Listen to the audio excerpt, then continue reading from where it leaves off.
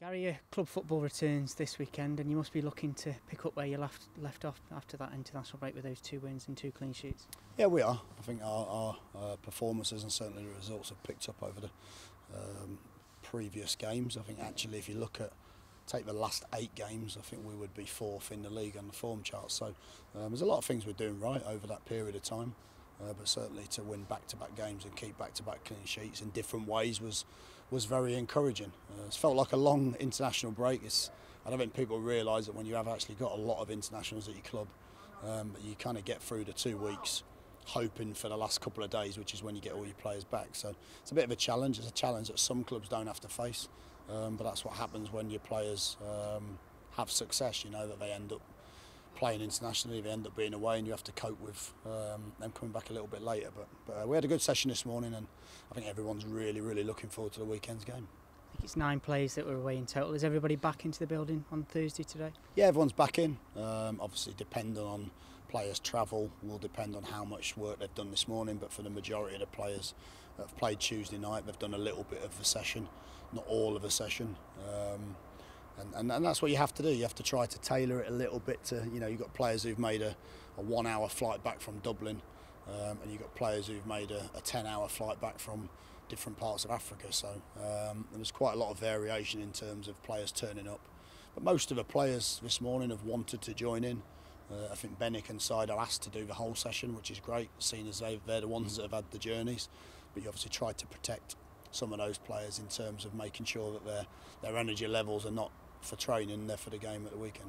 Given the distances that some of the players will have had and the rest they may or may not have had, does that maybe come into your thinking in terms of selection, particularly with a 3-game week to deal with this? Yeah, I think it always comes into your thinking. I think if you look at the games as well, whilst you want energy in every game, I think if you look at Birmingham, you look at Sheffield United, they're both very physical sides, they're both very high tempo teams, which means we've got to match that before we do anything else, of course, which is how most championship games work. So you do think about it. It's very difficult to work out what the ideal scenario is. If you look at Wednesday was the game where we came back from the last international break, and probably for a half it was probably as well as we've played in any game this season, and that was with 3 or 4 international players within that starting 11. So I think you have to try to be sensible. I think we have to try to look at the week as a whole and see if we can make some good decisions, but it might mean that there's 2 different sides for the next 2 games. But again, we'll look at that and assess that over the next 24 hours. Those that remain behind during the international break, any injuries that you've picked up in that period? No, everyone's got through it. Everyone's worked incredibly hard. As I said, sometimes mentally it's quite a challenging period, because if you're one of those sort of 9 or 10 players that are left, and you're training on your own for best part of 10 days, which is why most teams will give their players a little bit of time off to go home and relax and switch off from the game. But our players have worked really hard. We've been in like normal this week. So again, they've performed well in training, given me food for thought for the weekend's game, because it's always nice when you see players that are here working hard. It's obviously easier if they perform well in training to then think about them for the next game. And we'll see what we do, but we've had a good 2 weeks. It's been a long 2 weeks, and as I said, we're all looking forward to match day on Saturday.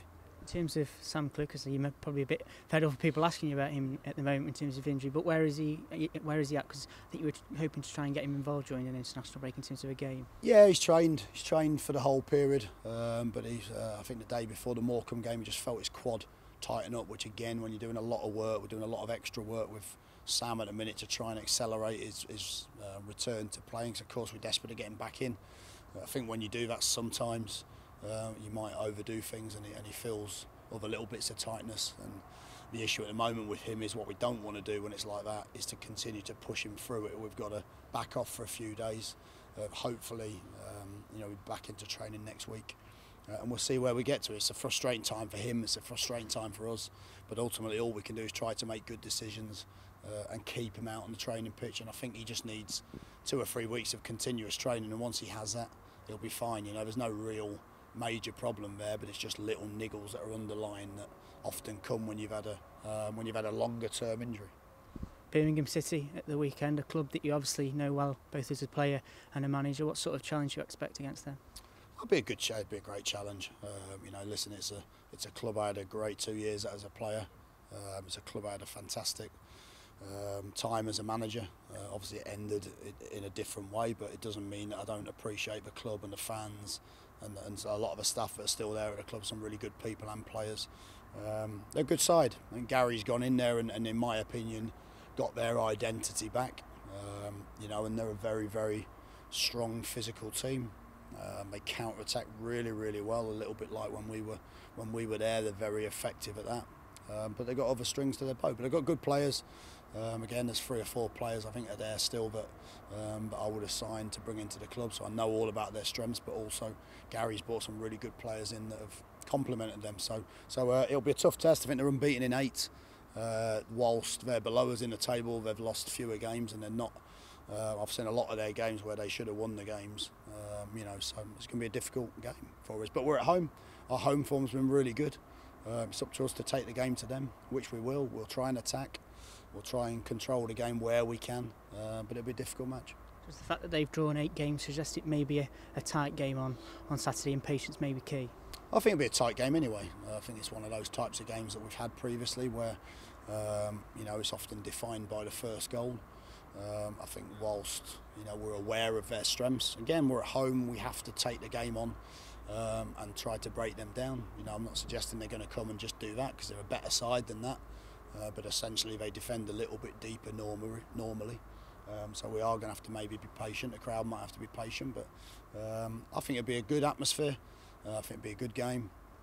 And we'll see if we can add and build on the previous results. But we know it'll be a good test.